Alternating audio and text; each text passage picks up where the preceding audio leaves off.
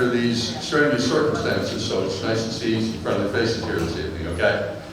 We've got a pretty packed schedule this evening, so I would ask you to please kind of let us stay within the bounds we have this evening. What I'd like to do is to, first of all, before we do the pledges, I'd like to thank all of you for your condolences and sympathies for the passing of my young sister.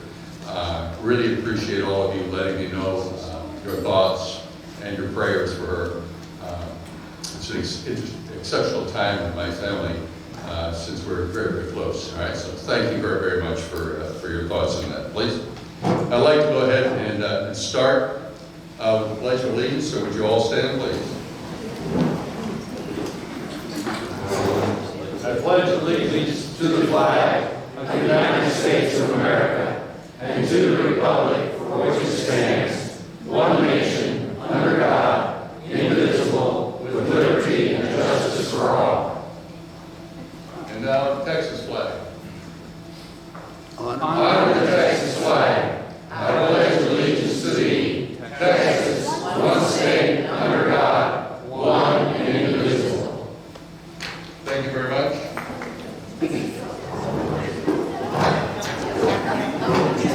Just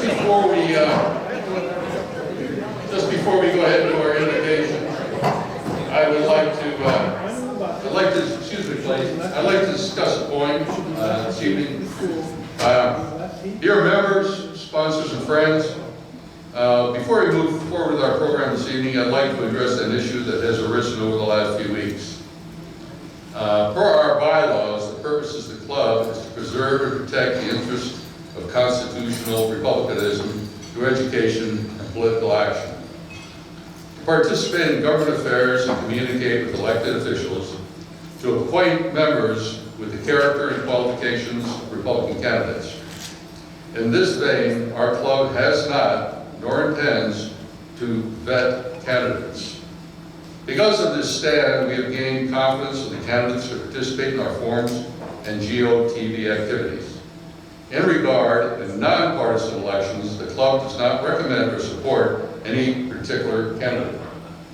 As president, I have made this clear to a number of candidates who wish to have either me or our club recommend or support them for their various offices, and I have declined. With this being said, other board members have found it necessary to support particular individuals in nonpartisan elections.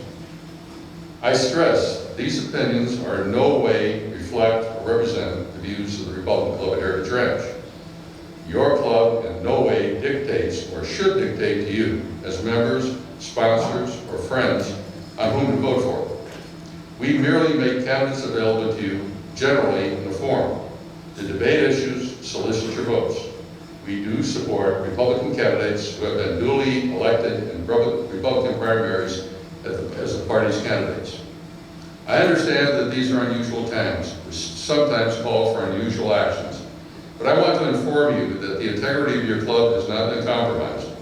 I thank you for your patience and understanding as we look forward to this evening's program. I say this because, as other members of the board, are individuals who have opinions. Their spouses have opinions, and those opinions should be respected. I just want to assure the members and sponsors of this club is that we, as a club, do not sponsor or solicit for individuals. Any of those opinions, okay, are the opinions of the individuals. All right? So if anyone has any questions or has any concerns about this, please feel free to contact me. I'll be more than happy to be able to outline our positions, all right? But again, you know, we as a club do not defend candidates. As individuals, our friends can do those kind of things, all right? And we encourage them to do that. You know, we're all free individuals. We have the right to be able to vote the way we want to, and we have a secret ballot for that reason. So again, I respect you all. I thank you all. I just want to make that clear because my phone mail has been flooded with individuals who say, please, would you back me? Please, so-and-so likes me. Please, so-and-so backs me. You know, and I'm sure the candidates understand that more than maybe the vendors and sponsors do. But again, we are in a neutral position with the exception of Republican candidates who have won their primaries, and those candidates we sponsor, we encourage you to vote for, okay? Thank you very much.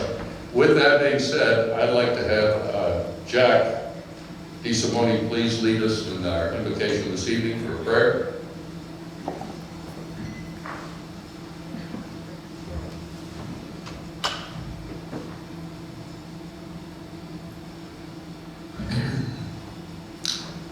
Dear Lord, our God, we praise your holy name. We thank you, dear Lord, for the many blessings that you have bestowed upon each and every one of us throughout this year. This certainly has been a difficult year for us, but we strive to pursue those objectives that we think are most important to you. That is why we fight for the right of the unborn.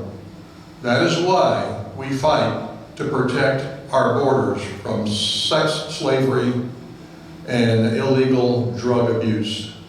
That is why we seek to find employment to create jobs for each and every one of our citizens so that they might have the distinguished life that we wish for all. In all of these endeavors, we do this in your name, dear Lord. Amen.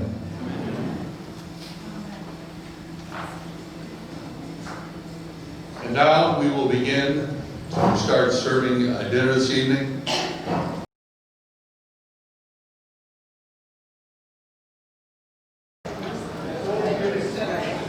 I'd like to have the candidates and officials please just step up to the mic, introduce yourself, and let everybody know who you are and what your position is, please. Good evening, Heritage Ranch. It's really good to be back out here. My name is Henry Lessner. I'm your mayor. The only thing I have to say, it's good to be here. Come out tomorrow for the Alzheimer's Walk. I'll be doing that too. But if you haven't been by it, we had a lot of stuff going on about our fire station. Go over on Highway 5 and look. The walls are coming up now, so you can get an idea what it's going to look like. So I encourage you to go take a look. Thank you all. Good to see you.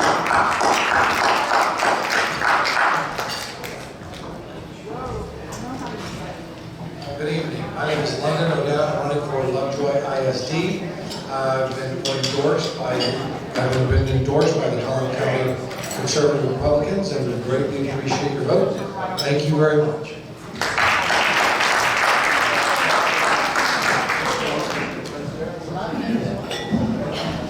Good evening, and isn't it great to be here and see people in person? It's just wonderful. I'm Pam Little, and I represent you on the State Board of Education. And I want to thank all of you. I've heard from a lot of you. We have recently been doing upgrading our health chiefs, and we have fought the left off, and who were trying to get comprehensive sex education starting at the 4th grade. So we had our first vote in September, we have one more in November, and then we will be done. So we could use your thoughts and your prayers, so hopefully we can do that again. Thank you.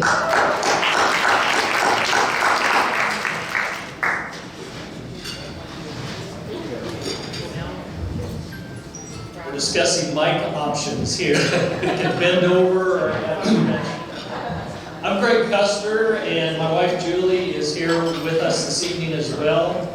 And I want you to know that I represent you as the chairman of the Planning and Zoning Commission here in Fairview. I'm a member of the Heritage Ranch Republican Club, and I'm running for Fairview Town Council Seat 2. I appreciate your vote. Thanks a lot.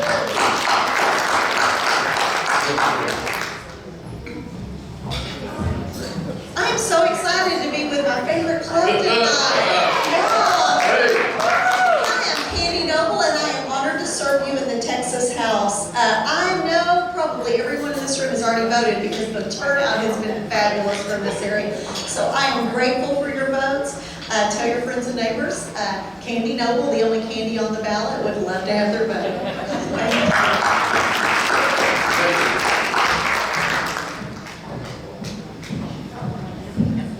Good evening, y'all. I'm Andrea Baressa. I'm the judge of the 471st District Court here in Collin County, so I'm one of your 13 district judges and one of the 9 that is on your ballot this November. 7 of us do have Democrat opponents, and as you well know, it makes no difference who you send to the legislature in Austin if you don't have judges on the bench that are going to apply the law as it's written. That's especially important for your trial courts and your courts of appeals, as I'm sure you're going to hear tonight, because the Supreme Court can't take every single case, and so they cannot be a backstop on every single case that gets tried in our state. We'd be very grateful to have your continued support. Thank y'all so much for having us and for your patio meetings and all the other wonderful things you've been doing to support us. We appreciate it. Thanks again, Andrea Baressa.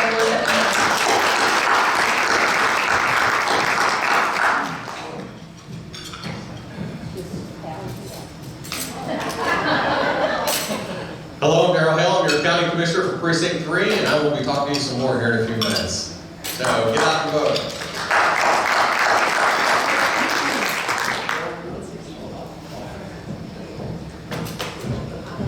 Hi, my name is Jeanette Grazioli. I have been a resident of Fairview for over 15 years. I live, sorry. There you go. Is this better? All right, sorry. My name is Jeanette Grazioli. I've been a resident of Fairview for over 15 years. I live just past here in Thompson Springs.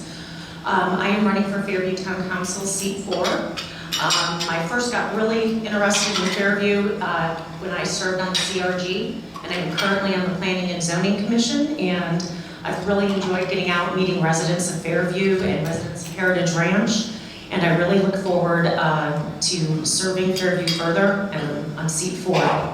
Thank you.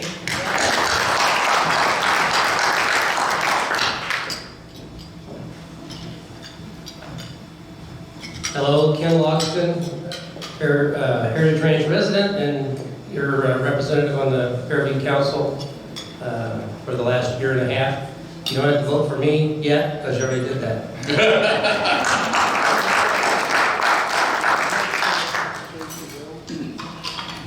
Good evening. My name is Roland Feldman, and I'm also on the Fairview Town Council in seat 6. You guys are a very special community, and I really enjoy representing all of Fairview in the last 2.5 years. And I am running for election, so I am looking for your vote. So if there's anything I can do, please reach out. I'll be glad to answer any questions. Thank you.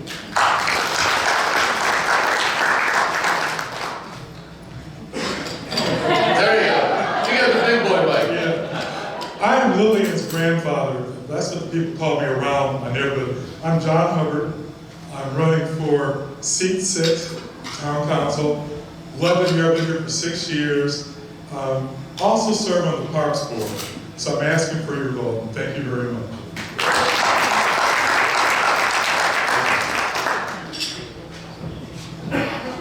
Howdy. My name's Larry Little. Yes, I am a Texas A&M graduate. My claim to fame is being the husband of a lovely lady out there, Pamela.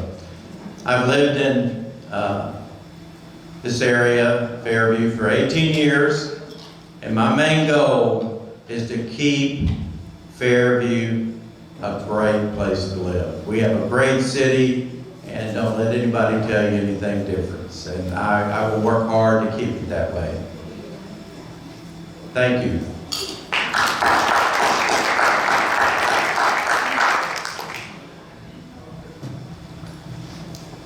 Good evening. I'm Justice David Evans, and I have the privilege of being able to address you in more detail in just a minute. Thank you.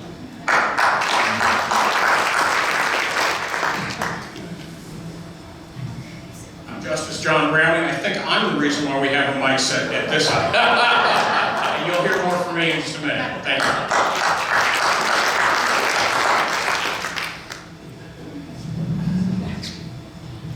Howdy, y'all. My name is Bill Whitehill, and it's an honor and pleasure to serve you as a justice on the Texas 5th District Court of Appeals. I didn't go to A&M, but I'd just like to say howdy. And I'm really excited I get the big boy mic. There you go. Thank you all very much. And now we'd like to have Joan go ahead and start our candidate forums, lay out the rules, questions, format, time and answers. Joan? Ted, no. I forgot to say what I was running for, so I'm running for Town Council seat 4. Thank you. All right. Minor thing. Well, good evening, everyone, and I have to say, from this place, this is a beautiful site. We have not been able to have a live meeting since February. And I am pleased as anything that we can come back together again. Hooray. And that's the way it should be. We have to use these masks and everything, but it's worth it, really. Before we actually begin the program, I just wanted to say that in spite of COVID, we at Heritage Ranch have been trying very hard to get out the vote. And at the end of my very short little piece, I'll tell you a brief little story.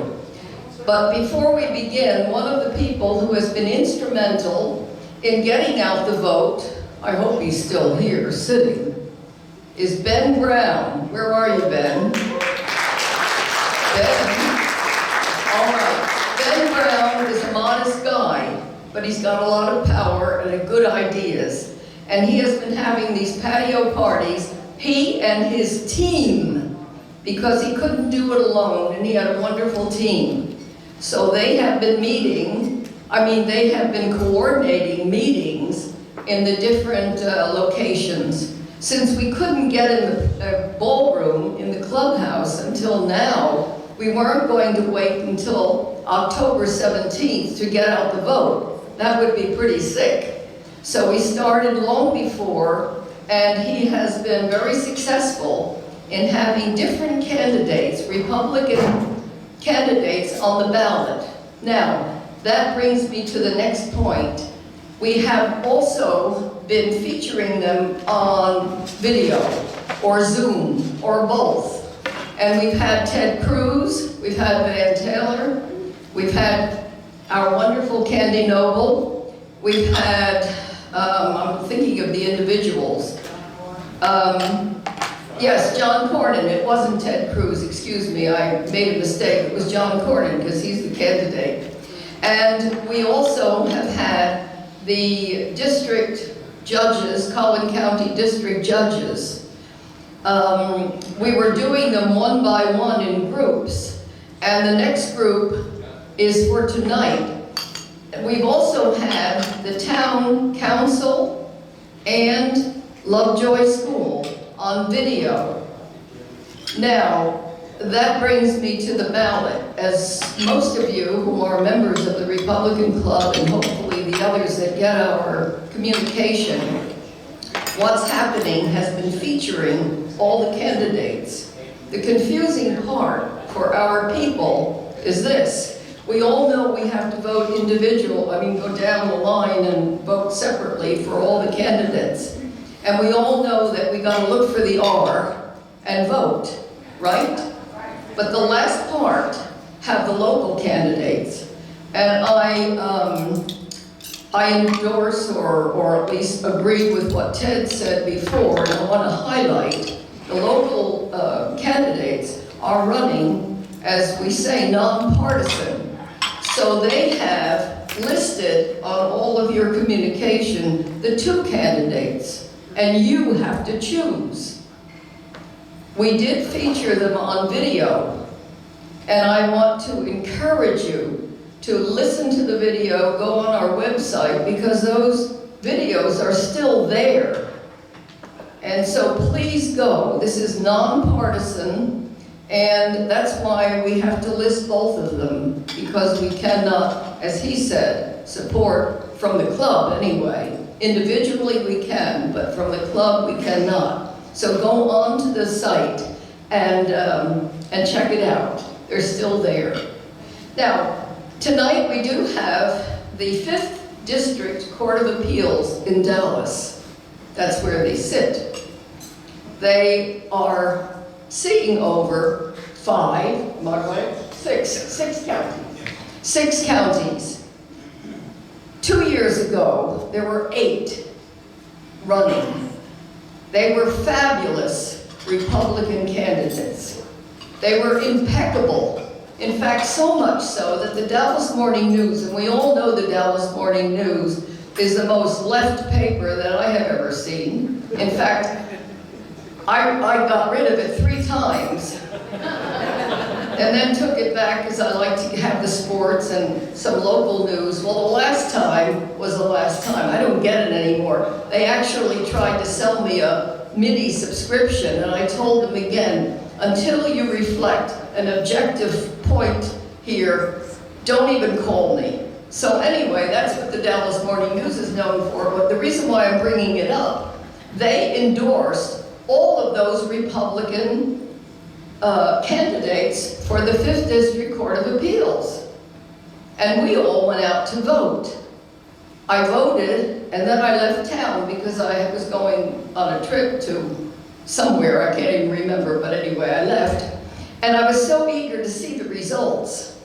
And the next day, I searched and searched, and I couldn't believe my eyes, because all 8 candidates, all Democrats got in. 8 of them, not one Republican.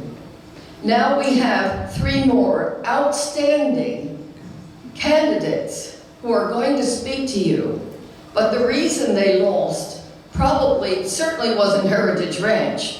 And it probably wasn't Cullen County, although there were a lot of people in our county, Republicans, that did not vote. So I'm here to emphasize to get out and vote and to get all of your family and friends to vote, because those gentlemen are running in the 6-county area, and there's a heavy load of Democrats in Dallas County, and I'm not sure which other county, but I know it's Dallas. And we've got to do something to drown them out.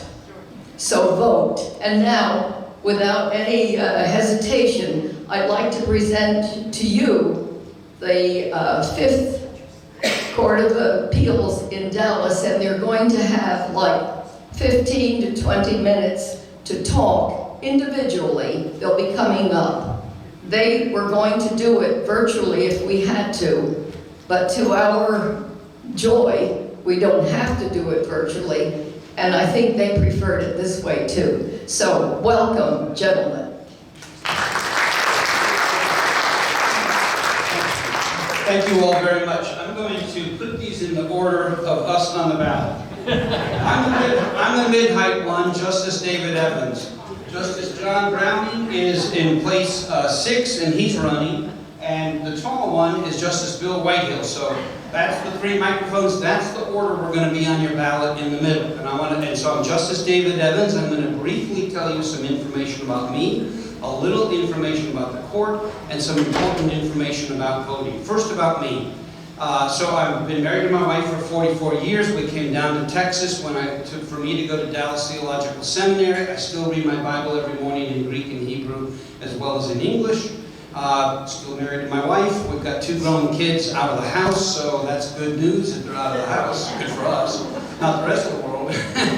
But after seminary, I went to Dallas. I went to SMU Law School and did very well as editor-in-chief of the Law Journal. Got a job at a large multi-state law firm. Then I ended up running for judge, and so I've had a career where I've had 16 years practicing law in courts, trying to convince judges to make the decisions that were favorable to my client. I've had 13 years serving as a trial judge in a couple different courts, and I'm in my 7th year serving on the 5th Court of Appeals. To say a little bit about what Joan said, I was one of the 8, so let's talk about this very quickly. There are 13 justices on the 5th Court of Appeals, but it is not even 6-year terms, but it is not evenly divided, which might be something like 4-4-5 or something like that. It's not. It's 8-3-2. So last cycle was 8, and we all got wiped out. The governor then appointed me back to a trial court in Dallas, and then appointed me at the end of the year back to the 5th Court of Appeals, where I've served a little bit more, or coming up on, I guess, a 1 year here, 1 additional year. I'm in my 7th year, almost finished with it. All right, so let's talk about the court. This is a very large court. It hears all of the appeals from Dallas, Collin, Grayson, Hunt, Rockwall, and Kaufman County trial courts, every trial court in those 6 counties. If you don't like the result of a trial court, and 50% of the people lose. So a lot of them want to have that checked out and reviewed and try to get that reversed. those people file their appeal in the Fifth Court of Appeals in Dallas. And so we're kind of like the customer complaint desk at Walmart or something, okay? We get the complaints. This was wrong. And how does it work?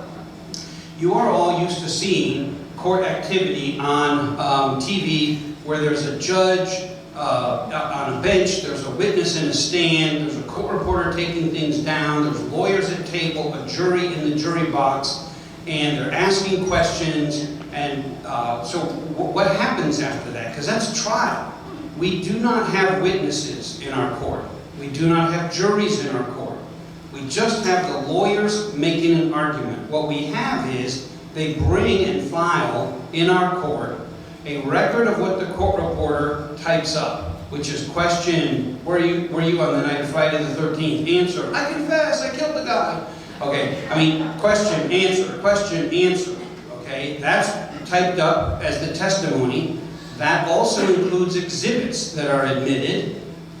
And then we have the clerk record, which is the pleadings. Every lawsuit starts with a plaintiff who files a petition. Let's use a civil case as an example. Joe is suing Mary for a car wreck on 75. Okay, so Joe, plaintiff, Mary, and that's in the clerk record. There's a lot of other things in the clerk record. For criminal cases, it starts with an indictment. And that's a grand jury that decides on charges that are being proposed, and that is a piece of paper that is a true bill of indictment, and that starts a criminal case. We get that as the record from the clerks, records from the court reporters. The lawyers write briefs, and they're not very brief. They're like 70, 80 pages long, but we call them briefs because we're lawyers, because we do things like this, okay? So they're long documents in which they argue. Typically, the trial judge made, 2 mistakes or 3 mistakes that caused the whole trial to go shipwrecked or whatever, and they write out a long explanation of what the mistake was, mistake number 1, what it was, what it should have been, and what damage or what harm it caused. Mistake number 2, same thing. Mistake number 3, therefore reverse. The other side is the appellee. They file a brief, and their brief goes something like this. It was a sunny, beautiful day. The trial judge was fabulous, and there was no mistakes. Don't reverse this thing, okay? So I'm joking again, but it's another brief, which is 70 or 80 pages, in which they explain all these things about why it's right. We read all that. We listen to the lawyers argue. We research the law, and we write opinions explaining why we decide that we're going to reverse in part, affirm, whatever we're going to decide. We have to explain what we're doing in a written opinion. And that's why my background is helpful, editor-in-chief of the Law Review. We did that kind of thing. Trial judge, what we're doing is we're reviewing decisions trial judges make. We all have distinctions between us. Everybody up here is fabulous. One of my distinctions that you can remember me, who was that guy? Well, I'm the one who donated my kidney about a year ago. And it's taken me a good part of a year to get back to full steam, but I donated my kidney to Chief Justice Carolyn Wright, one of the most achieved judges in Texas, and she's an African-American, first to ever win a multi-county election, and that was to our court. So we're very proud of her, and I was very pleased I could say that. Thank you all so very much. JusticeDavidEvans.com is where you'll find more information. Thank you so much.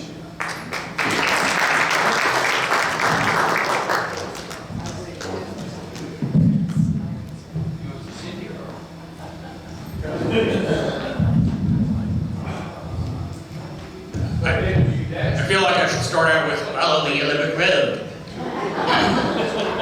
Actually, there is not a fourth one of us waiting to come up and start with the barbershop quartet backstage. So, I'm Justice John Bramman, and I am your newest justice on the Fifth Court of Appeals.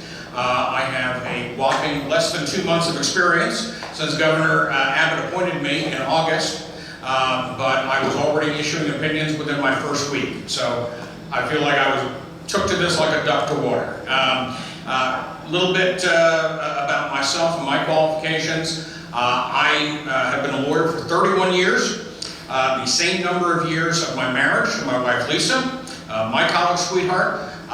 You can probably guess that as a successful lawyer of 31 years, I won most of my arguments in court. I've never won one of them at home. And when my wife works at SMU Law School, and she's in charge of the law reviews and law journals, which I find incredibly ironic because I was not one of those top, 2% students like Justice Evans at UT Law School, which is an outstanding law school. I did not make it onto the law review, which is really ironic because now I write and publish a lot of law review articles. And in fact, the joke on the SMU faculty, where I'm an adjunct professor, is that as a part-time academic, I publish more than the full-time faculty. So, I don't know, maybe they're just lazy, I don't know. But I've been, I went to Rutgers undergrad, University of Texas School of Law. But as I mentioned, I'm an adjunct law professor at SMU, at Texas Tech, and at Texas A&M. So I have most of the old Southwest Conference covered. I started my career with a mid-size litigation firm. I got a lot of courtroom experience early on, tried a lot of cases, and for 31 years I've handled primarily civil trials and appeals. I have been an appellate advocate, argued before justices on 11 of the 14 courts of appeals in Texas, taught appellate judges and trial judges, published articles on appellate law procedure. I've written 5 books, contributed to 8 others, written or published more than 40 law review articles, and literally hundreds of other legal articles. I do a lot of writing, and I guess that's why Governor Abbott felt I'd be perfect for the court, because you're a prolific writer when Stephen King sends you emails saying, slow down. So, by the way, I'm really just the entertainment here. Take care of your wait staff, try to fish. Now, I'm very blessed to serve in the court. I'd like to continue serving on it because I truly believe in public service. I was one of those who did not win in 2018, and I see a lot of familiar faces, made some new friends tonight. We appreciate very much all the support that you showed for us then and are showing for us now. It is critical that not just you, but you tell friends, neighbors, folks from church, anyone you can think of to come out, because turnout is critical. And already you're seeing record turnout in Collin County, but also in other counties. So, we have a pretty, important task. Justice Evans mentioned a little bit about the court. Let me tell you why it's so important. We are the biggest and busiest appellate court in the state. There are 14 appellate courts, and there are about 10,000 appeals that get filed every year in the state of Texas. About 2,000 of them come to our court. So we are the biggest and busiest court. Now, folks, after the 2018 election, were telling me, maybe trying to console me, saying, well, John, it's okay because our state Supreme Court is still all Republican. So it's, if something goes wrong, with a Democrat-dominated Fifth Court of Appeals, and of course, in 2018, the Democrats gained control of most of our major appellate courts around the state. It was a wipeout statewide. Folks have said, oh, well, if something goes wrong, if those activist judges, the Democrats, don't apply the law correctly, you can just take it up to the Supreme Court. Well, folks, I have something to share with you. The Texas Supreme Court only takes about 100 cases a year, okay? They get to take sips of water, we drink from the fire hose. And so, really, for all practical purposes, for 99% of the appeals that are filed, we are the court of last resort.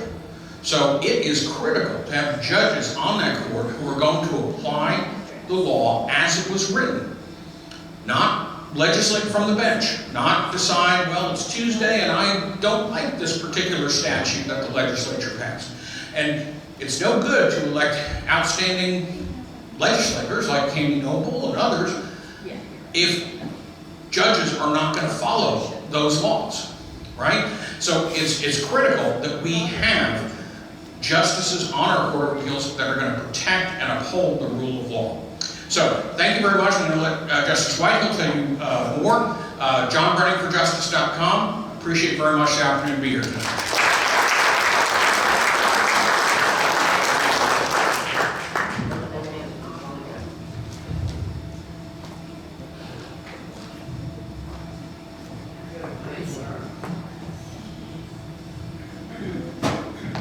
Well, howdy again. Bill Whitehill, whitehillforjustice.com, whitehillforjustice.com. Please visit the website. Look it up. A lot of great information on there. If you like it, please spread it to everybody you know and a few people you don't. And if you don't like it, just quietly forget about it. It is my honor and pleasure to serve as justice on the Texas 5th District Court of Appeals. A little bit about myself. I'm sort of an old-fashioned guy. I've been married to my college sweetheart for over 41 years now. We have 3 grown children. They're all married. We have 3 grandchildren. And they're very prodigious producers of grandchildren and keep promising more. So we're very excited about that. I graduated from SMU Law School on May 15, 1982. I started at the Gardner Wynn firm May 17, 1982, and stayed there until December 31, 2014. For 26 years of that, more or less, I was a partner in that firm, handling complex trial and appellate matters, a wide variety of things from antitrust, securities, intellectual property, general commercial, hospitality, banking, real estate, a broad spectrum of things. And handling appeals, complex appeals, doing all that. I love the law, and I'm just really passionate about what we do on the Court of Appeals. It's so important. We'll talk a little bit about that a little bit more. Thomas Jefferson wrote in the Declaration of Independence that we are endowed by our Creator with certain inalienable rights, and that among those are life, liberty, and the pursuit of happiness. But I'm here to tell you those inalienable rights are not guaranteed.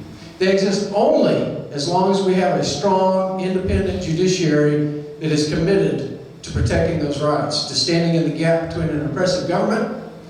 Back in those days, it was the king, but it can be any oppressive government, and the people, and to protect the people's rights that are talked about. The Declaration of Independence identified the problem with the distant, autocratic, authoritarian government, and the Constitution, following the Revolution, prescribed the solution to those problems. It begins, we the people, right? And importantly, Article 1 deals with the legislature in Congress, and it says all legislative power belongs to the Congress, not the courts, right? So, what happens? Twice in my life I read a book called The Gulag Archipelago by Alexander Solzhenitsyn, famous Russian dissident. Talk about the horrors that happened in the communist regime in Russia. If you haven't read the book, please read it. It's a hard read. It's a very long, dense book, but it's worth reading. The Soviets had a beautiful constitution. It's promised all sorts of things. The problem is they didn't have a strong, independent judiciary committed to protecting those rights. And a lot of people died as a result of it. Germans had a strong tradition of an independent judiciary all the way up until 1933. And then a funny thing happened. Hitler became chancellor and took over the government of Germany, and what was an independent judiciary got absorbed, and instead of protecting the people's rights, they became an arm of the regime. And we know what happened. 6 million Jewish people died. Millions of other people died because there was not a strong, independent judiciary committed to protecting the people. And that's what we provide. That's what we're here for, is to protect your rights. Okay? Why is this important? We all live under the concept of the rule of law, which is simply the concept that all people, no matter who they are, no matter where they came from, no matter who their family is, no matter what skin color they have, no matter what God they choose to worship or not worship, are treated the same. But it's also another important function, right? It's the separation of powers. It's part of the rule of law. And as the third branch of government, it is our job to hold the legislature accountable to the policies that they come up with, so that the voters can take them out of office if they don't like the policies that they come up with, or the voters can keep them in office if they like those policies. But the problem is when the judiciary becomes activists, you steal the people's rights, the power of their vote in the legislature, and it abrogates and it goes over to the judiciary. That's wrong. We cannot allow that in our society. We don't do that, right? We are not those people. We are rule of law people. Our strict instructions, we're originalists. We believe in construing the Constitution the way it was originally written and all of its amendments, but according to their original language. Okay? And that's really, really important. An example of why this affects your life every single day. Texas legislature has written a statute that governs every aspect of your life. It could be the water code, it could be the business commerce code, it could be the property, whatever. Okay? When they do that, that's 181 members of the legislature came up with that public policy, or at least have the opportunity to do that. And the governor has his or her signature on it. That's 182 people who you voted for that policy, that you put in office to vote for that policy. Every case we decide, as Justice Evans was telling you, requires us to write an opinion that takes one of those statutes and interprets it and applies it to the facts of the case and explains what we did and why we did it. And then that precedent, that opinion, becomes the law that everybody in our 6-county area, which is 4 million people, larger than 17 independent states, have to follow. So it's what we say the 182 meant that counts. Okay? Really, really important stuff. I was visiting with a friend of mine as a former state representative, and they gave him that example. I said, John, really, when you think about it, our job has got to be at least as important as the state rep's job, because no, Bill, you're wrong. And I went, oh crap, I just offended this guy. He said, it's more important.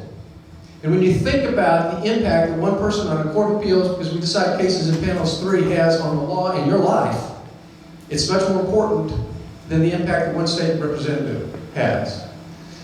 These races are critical. There is a difference between conservative, Republican judges on the courts of appeals and in the trial courts than our Democratic counterparts. I got to tell you, it's a very different court than it was 2 years ago.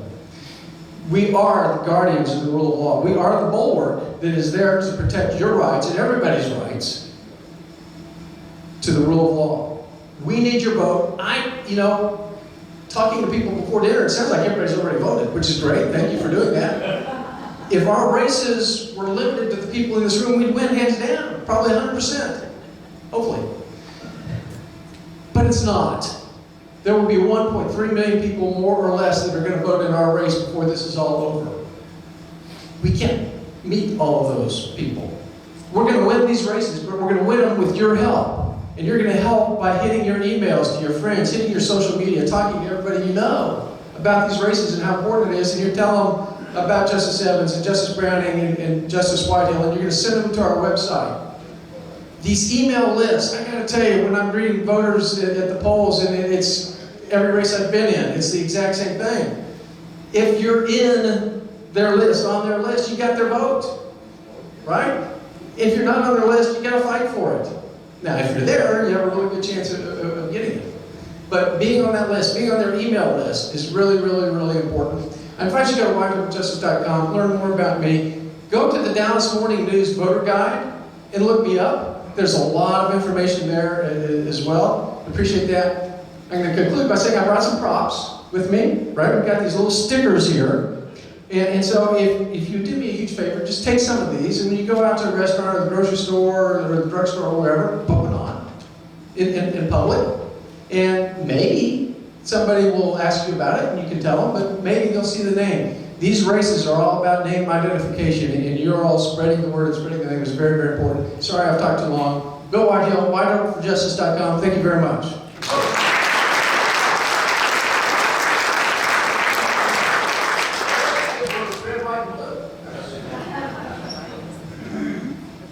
Joan, do you want us to answer any questions? Well, I think no, we did not. Okay. Let me explain why these are just questions.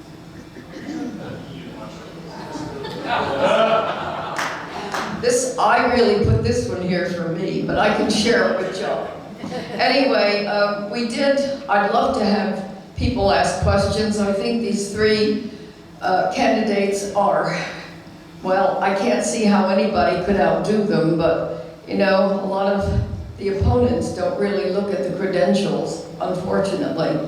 But the reason why we did away with the questions, because as you know, we wander around the room with the microphone in view of the rules and regulations that the governor has recommended and the HOA here has certainly recommended. We can't really do that. So I'd like to thank the 3 candidates and show them your support right now.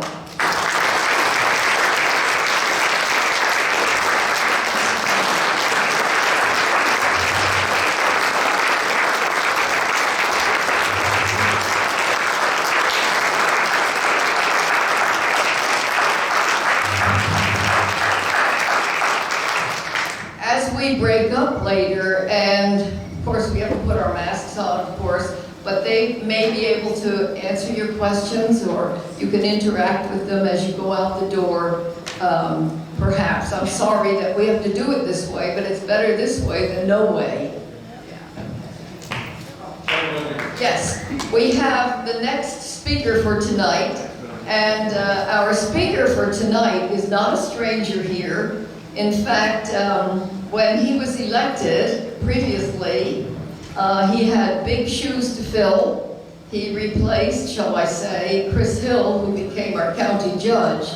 And he has been in office and now is up for re-election.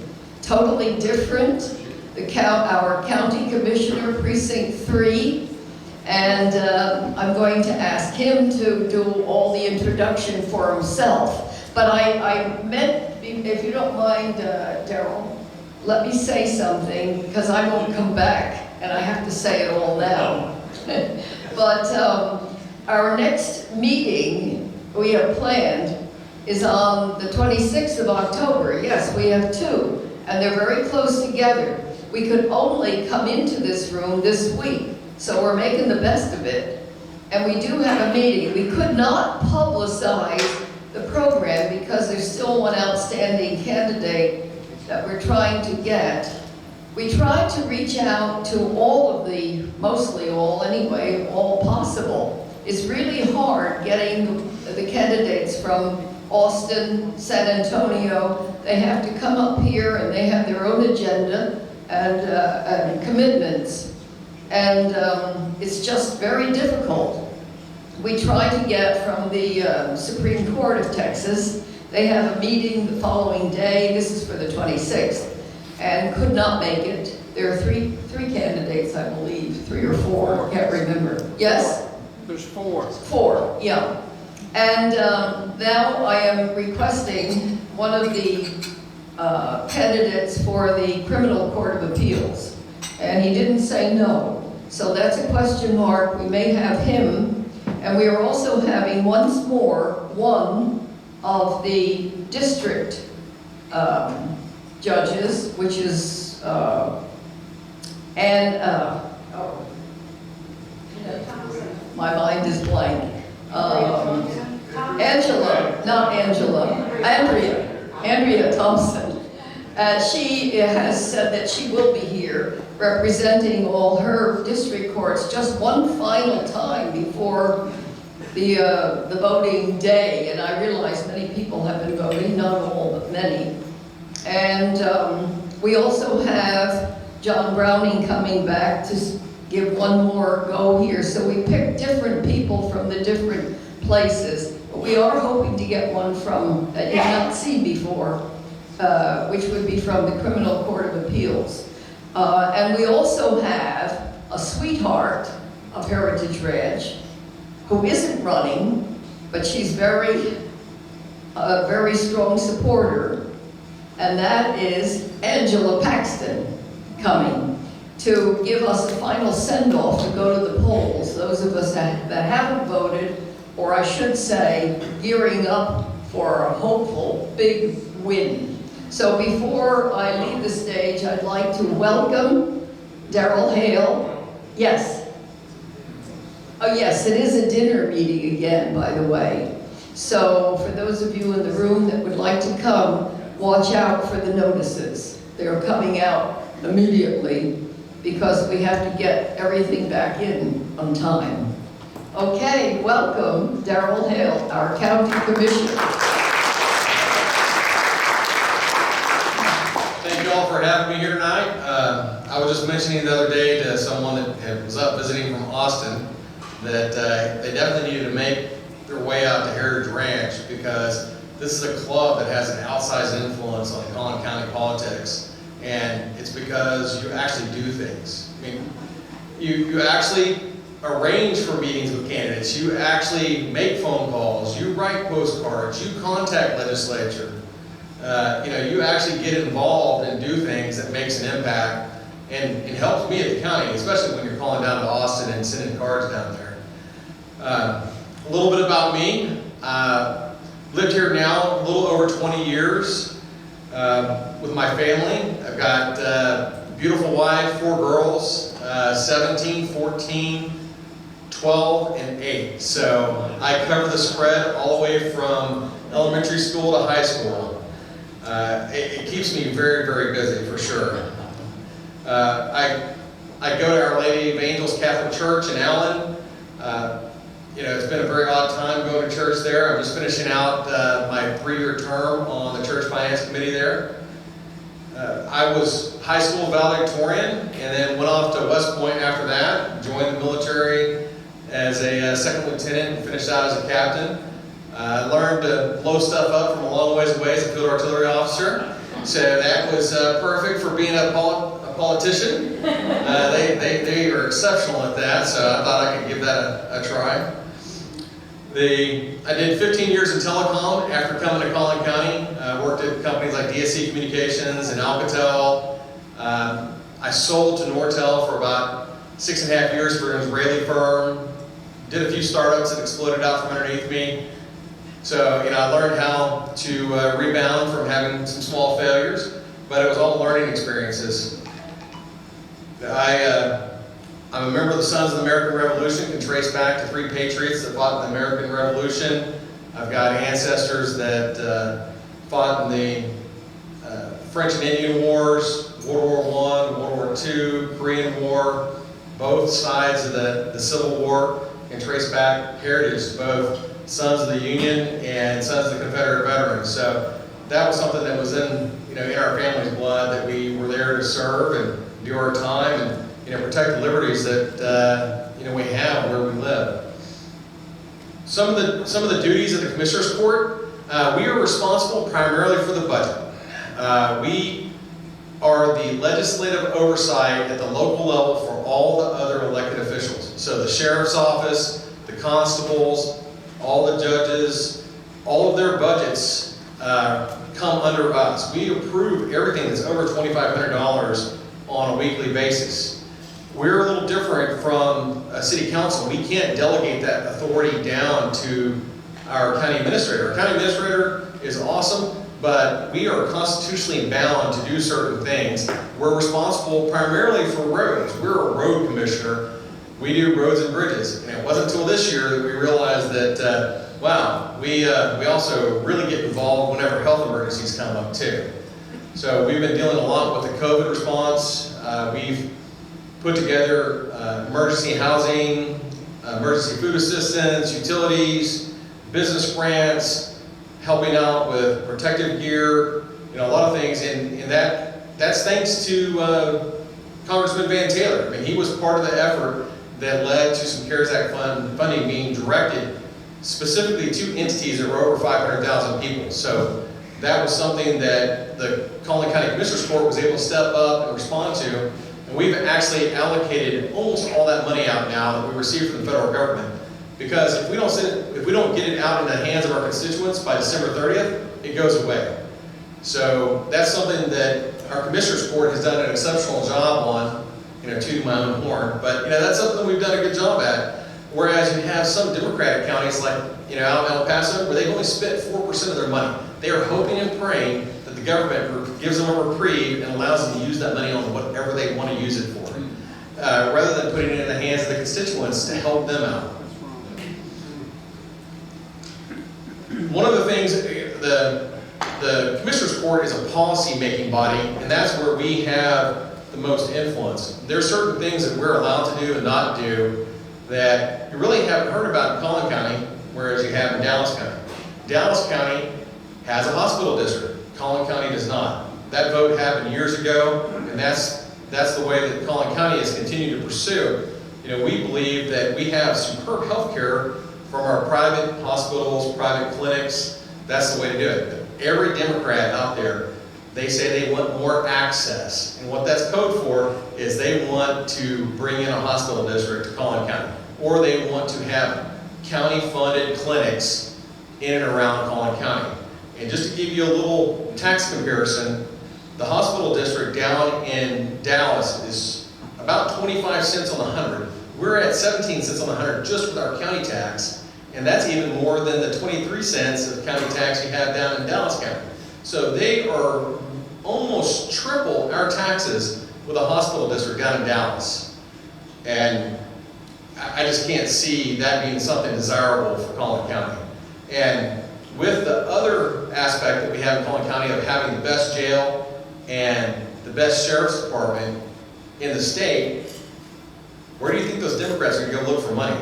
And they've already publicly said it. They're going to reduce funding to law enforcement. So, yeah, they won't raise your taxes triple. They might just raise it double. And then try to take money out of our great sheriff's department and our award-winning jail. So, not to mention, well, they might not need the jail because they'll just release everybody. But, you know, besides that, you know, it's just an impact, and it's a different philosophy. They don't treat your tax dollars as your tax dollars. They treat it as the government's money. It isn't a little piece of treasure that we're taking from you to accomplish what we need to protect your rights and protect the citizens. It's not treasure to them. It's their money, the government's money. And that is not how conservative commissioners should be treating your dollars. Your dollars are your dollars. You know best how to spend them. If you want to go to Parkland Hospital, you can go down there and spend your money in Parkland, or you can spend it on a really awesome public health care facility here. We also do roads and bridges. We've done an almost $750 million bond package where we're doing partnership projects with cities, and we're also working on getting 380 realigned. We'll continue to work with TxDOT on that. It will be interesting to see how the funding comes out of Austin this next year and where it's going to be allocated. We've got sections already allocated, but you know it'll take more money coming out of Austin and probably from bonds that y'all will hopefully see value in to actually finish out some of those roads. Lastly, I'll leave you with just kind of a funny story. I was out pole greeting in Allen. This young man came by, he was 18 years old, had a Make America Great hat on, and I said, hey, that's an awesome hat. And he smiled and nodded, and right at that time, this big burly dude walks up, it's about 6'3", without his heels that he had on. He had stiletto heels that added about another 3 inches to him, a leather skirt, a brassiere, and a blouse. And there were some Democrats that were right behind him, and they were all smiling, you know, they thought this was about to be funny. And he goes, I had to get up here. I had to get up here. That Biden, he's going to bankrupt the country. We got to vote. We got to vote. We got to get out and vote. And the Democrats were absolutely mortified because they thought one of theirs was there to, you know, tear into that poor young kid. And here, he was really fired up. So I'll leave you with that. If a transvestite, burly man can recognize the threat that Biden and the Democrats pose, you definitely should be able to convince your independent neighbors and even some Democrats that they need to vote Republican.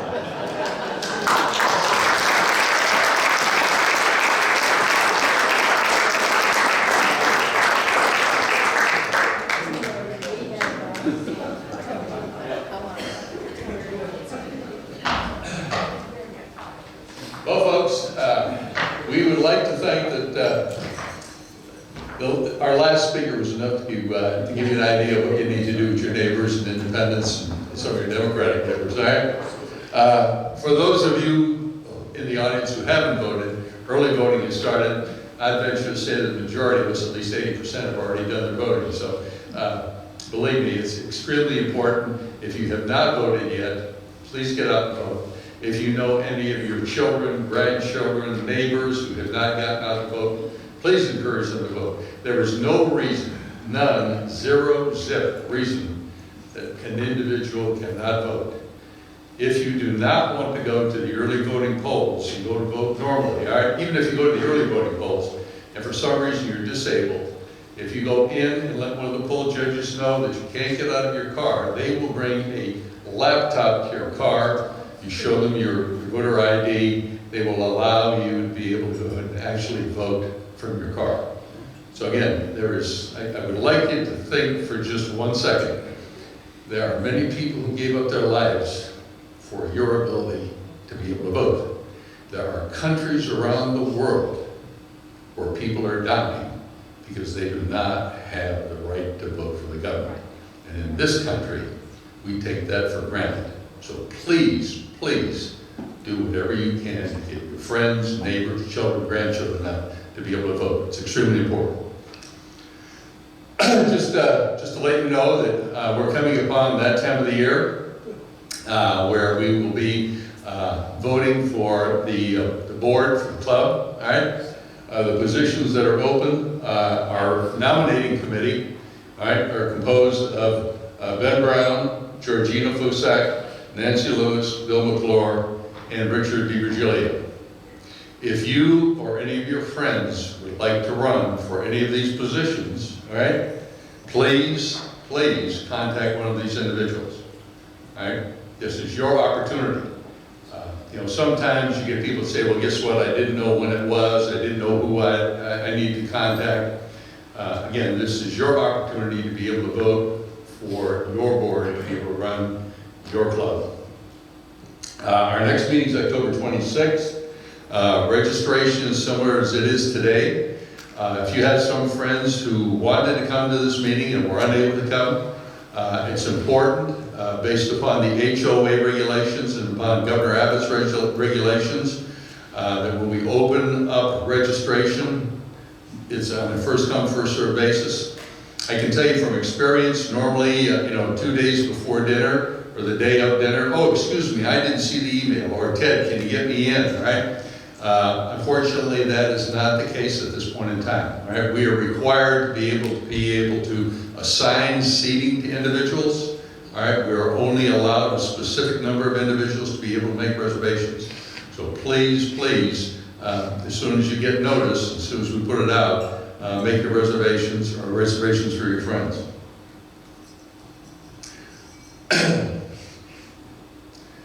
Keeping up, okay, with upcoming events, we have the Collin County GOP. We, the Republican Club at Heritage Ranch, have got an email address. We have a website. For those of you who know how to use a website or use a browser, please go to the website. Georgina Fusak, who's our website manager, has done a lot of work. The board has done a lot of work to be able to make this website interesting and exciting for you. The articles are changed on a regular basis. Information is always being refreshed. So if you were there last month, believe me, you need to come back again this month because a number of articles have been added and more information has been added to the website. So it's becoming extremely important. By the way, all right, send some of your children or grandchildren to the website. There is a specific area for members only, but there's enough information in there, general information, that you should want to be able to pass on to your family and friends as well. We thank you for attending tonight. We will, a couple of things I want to do just before we wrap up. We will have we'll be giving out a couple of drawings yet this evening. But earlier this evening, Joan mentioned a couple of things, all right? And I really want the people in this room to take heart for this, all right? Ben Brown, would you stand up for a second, please? Ben is the chair of our legislative committee, all right? Ben, that means that Ben ends up getting the burden of keeping up with what's going on with the legislature, making sure we get all the voting information out, making sure that all of the things that you get about who the candidates are, where the candidates are, if you need signs, how you get signs, that falls on his shoulders and his people's shoulders. That may not sound like much because you don't see him in front of your face all the time, but I can guarantee you that he has done an incredible amount of work, put together a great team to do this, all right? Helga, would you please stand up, all right? There are a couple of things that Ben and his group have done this go-around that I think are extremely noteworthy, all right? Helga has managed to, as she was delegated the activity by Ben Gently, right Ben, right? To be able to put postcards together for Candy Noble. We also adopted Matt Shaheen. Helga was able to get over 45 volunteers from Heritage Ranch Republican Club. Some of you in this room were part of that group. Some of you may not have been. But these are the type of activities that occur that you just don't see and don't get a lot of publicity. This is one of the reasons that this club is as strong as it is.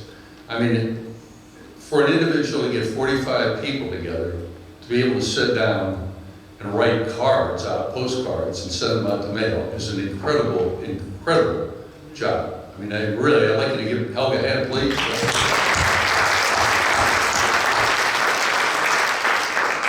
I'd like to get, there are other people, some of you have participated with that, okay? Unfortunately, we can't go through everyone's name this evening. I would tell you that the board members have been involved in this as well, all right? I unfortunately believe that that is the board members' jobs, okay? That's why we're here. That's why you put us in these positions, all right? But through these board members and through the people that they manage to recruit in order to be able to do a number of activities, all right, helps keep this club strong. So I want you to think about the election of the board. I want you to think about who you want to be able to have those positions. And I want you to be able to get a hold of the nominating committee and be sure to let them know what your choices are. Okay, with that, I'm going to ask Jack, I'm going to spring something on him this evening. He wouldn't worry, all right?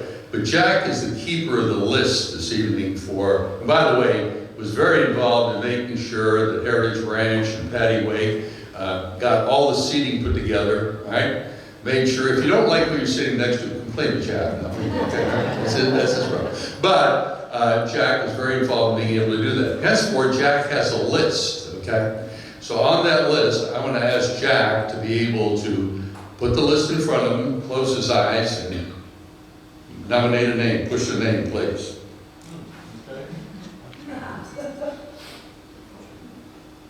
Bobby Dodd. Bobby Dodd. Bobby, would you please stand up? Bobby, would you please come up here? Jim Struble has donated an heirloom collection of priceless photo cards, all right? That we'd like to present you with today. Thank you for coming this evening. Thank you. Take care. Thank you very much. Jack? Hey, Jack, would you give us another name, please? Jack Nelson. Jack Nelson. Jack, would you please stand up? Whoa! Jack, would you please come up here? Jack is Lois Smith's brother-in-law, okay? They just moved down here from Minnesota, all right? So this is Jack's first time. Jack, for you, from Minnesota, we have a drum 2020. You might want to send her back up to Minneapolis, okay? And Jack, would you give me one more, please? Oh, it's your writing, Jack. Uh-oh. Peggy Markovich, please. All right, stand up, please. Come up here, please. Well, that's a hot table. Well, at least you can either blame it on your bad eyes or your finger, one or the other. They're right. Thanks, Peggy. You give that to Bob and tell me to wear that. Right? Super. Well, thank you very much, okay? I would like to ask all of you as we leave this evening, okay, we all have these wonderful name badges, so we can identify each other and not say, hey, that lady with the blue sweater on, or that guy with the red shirt on, okay? So if you would take your name badges, please, and as you exit the door, drop them in the basket. We would greatly appreciate that. And I'd like to thank you all very, very much for braving the COVID, okay, coming out this evening. Hope you had a great time this evening, and look forward. Phil, by the way, Phil LaRose, you can stand up. If you haven't, if you know someone who needs to join the Republican Club at Heritage Ranch, Phil's the man to give the check to, okay? Thank you all very much. Have a great evening. See you on the 26th.